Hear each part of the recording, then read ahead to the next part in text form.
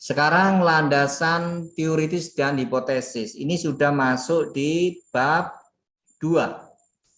Sudah masuk di bab 2 ya. Baik. Yang pertama, kita harus menuliskan tentang landasan teori. Jadi, berapa variabel di situ? Misalnya ada 3 variabel, maka tiga variabel itu harus dijelaskan. Teorinya itu seperti apa? Apa yang ditulis? Yaitu menjelaskan dasar teori dan empiris tentang variabel yang digunakan dalam penelitian.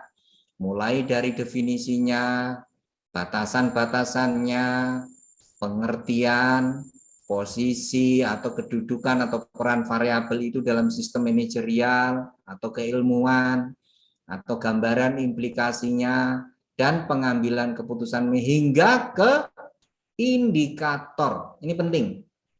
Kalau bisa, terakhir itu sampai ke indikator. Kenapa? Karena indikator inilah nanti yang akan digunakan sebagai dasar di dalam penyusunan kuesioner.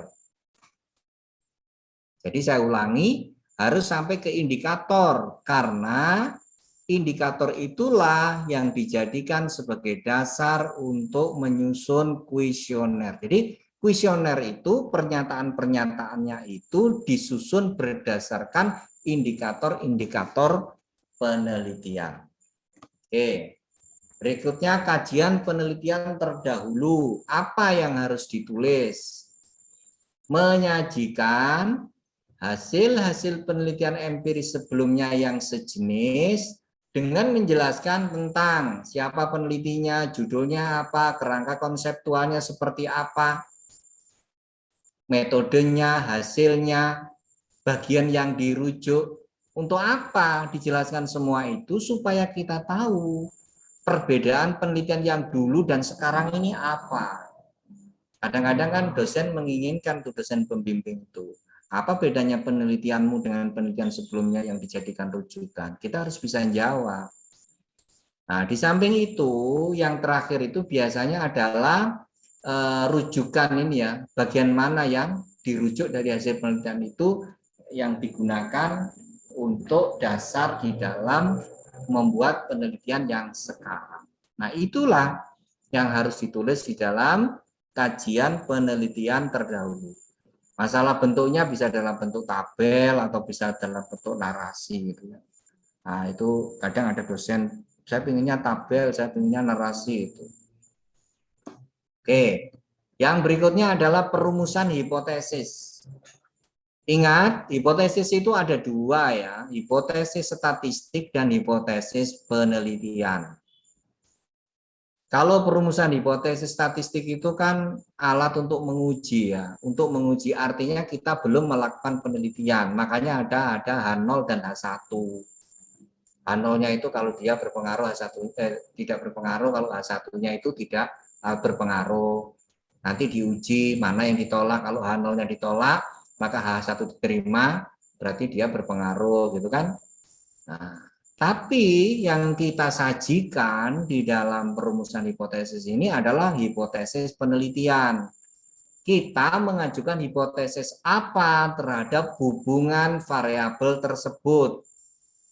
Nah, itu harus didasari oleh hasil penelitian empiris sebelumnya. Kalau hasil penelitian empiris sebelumnya menyatakan bahwa itu terdapat hubungan signifikan, maka hipotesis kita itu seperti itu juga. Nah, jadi perumusan hipotesis ini adalah menjelaskan dasar teori dan empiris yang menjadi terjadinya hubungan antar variabel. Ceritakan dulu teorinya siapa, hasil penelitian empiris sebelumnya itu terkait dengan hubungan antar variabel itu menjelaskan seperti apa. Jadi teori dan hasil penelitian empiris sebelumnya yang mendasari terjadinya hubungan antar variabel yang digunakan dalam penelitian untuk selanjutnya digunakan sebagai dasar dalam menurunkan sebuah hipotesis. Jadi gini, berdasarkan teori dari siapa dan hasil penelitian empiris yang dilakukan oleh siapa, maka dalam penelitian ini diajukan hipotesis bahwa kepemimpinan berpengaruh signifikan terhadap motivasi kerja, atau semakin baik kepemimpinan maka akan semakin meningkat motivasi kerja. Silakan dipakai yang mana. Ya, jadi tujuannya adalah untuk menurunkan pernyataan hipotesis yang didasari dari teori dan hasil penelitian sebelumnya. Oleh karena itu, secara sistematika yang betul harusnya memang pertama landasan teori dulu di bab 2 itu. Setelah itu baru hasil penelitian empiris sebelumnya. Setelah itu baru perumusan hipotesis. Harusnya begitu. Kenapa? Karena perumusan hipotesis ini didasari oleh teori dan hasil penelitian sebelumnya. Kenapa kok sistematikanya begitu? Itu karena memang pekerjaan urut-urutannya itu seperti itu. Nah, kalau sudah dibuat teorinya sudah dijelaskan, hasil penelitian empiris sudah dijelaskan, kemudian perumusan hipotesis dibuat, dari tiga subbab ini dijadikan satu menjadi kerangka konseptual. Jadi sistematikanya itu harusnya begitu, karena yang atas mendasari bawahnya, bawahnya mendasari bawahnya lagi. Jadi sebenarnya nggak bisa dibolak-balik. Oke ya. Nah, jadi setelah perumusan hipotesis maka membuat kerangka konseptual. Jadi yang gambar variabelnya ada berapa gitu. Nah, itu. Menggambarkan dalam bentuk sketsa dengan keterangan dan penjelasannya tentang posisi dan kedudukan setiap variabel hingga menjadi kerangka konsep membentuk sebuah teori. Oleh karena itu, sebaiknya kerangka konseptual juga harus menggambarkan penggunaan teori, hasil penelitian empiris yang dijadikan sebagai rujukan dan hubungan hipotesis yang mendasarinya.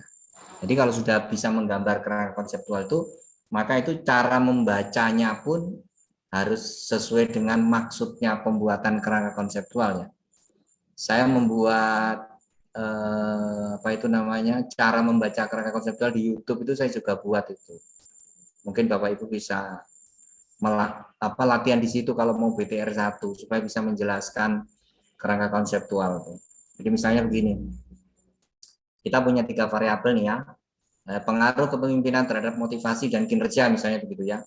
Penelitian ini mengajukan 3 variabel, yaitu 1 variabel independen kepemimpinan, 1 variabel intervening motivasi, dan 1 variabel dependen kinerja. Hubungan antara variabel kepemimpinan dengan kinerja ini didasari oleh teorinya siapa, hasil penelitiannya siapa. Nah, di dalam hubungan ini peneliti mengajukan hipotesis bagaimana kepemimpinan berpengaruh signifikan terhadap kinerja, atau semakin baik kepemimpinan akan semakin meningkat kinerjanya. Pernyataan hipotesis ini atau hubungan ini didasari oleh hasil penelitian, didasari oleh teorinya siapa, dan didasari oleh hasil penelitiannya siapa. Nah, itu cara menjelaskannya secara sistematis kerangka konseptual seperti itu. Di YouTube saya sudah buat ya, kalau mau dibuka itu bisa dilihat channelnya Bengkel Inovasi atau Arif Johar Tontowi, nanti di situ ada cara membaca kerangka konseptual. Oke, setelah itu dibuat definisi operasional variabel. Menjelaskan definisi setiap variabel hingga menjabarkannya ke dalam dimensi. Kalau ada dimensi ya. Kalau nggak ada langsung indikator juga boleh. Jadi variabel, dimensi, indikator, dan teknik pengukurannya. Nah, dimensi ini kan misalnya begini, lingkungan kerja. Nah, lingkungan kerja itu kan ada fisik dan non fisik gitu. Nah, itu dimensi fisik dan non fisik. Yang fisik itu apa? Misalnya gedungnya gitu ya, kendaraannya gitu ya, peralatan kerja gitu kan. Kalau non fisik itu apa? Hubungan antar pegawainya gitu. Itu kan suasana kerja, itu kan non fisik gitu ya. Nah itu kalau misalnya ada dimensi, ada indikator, itu harus dibedakan juga.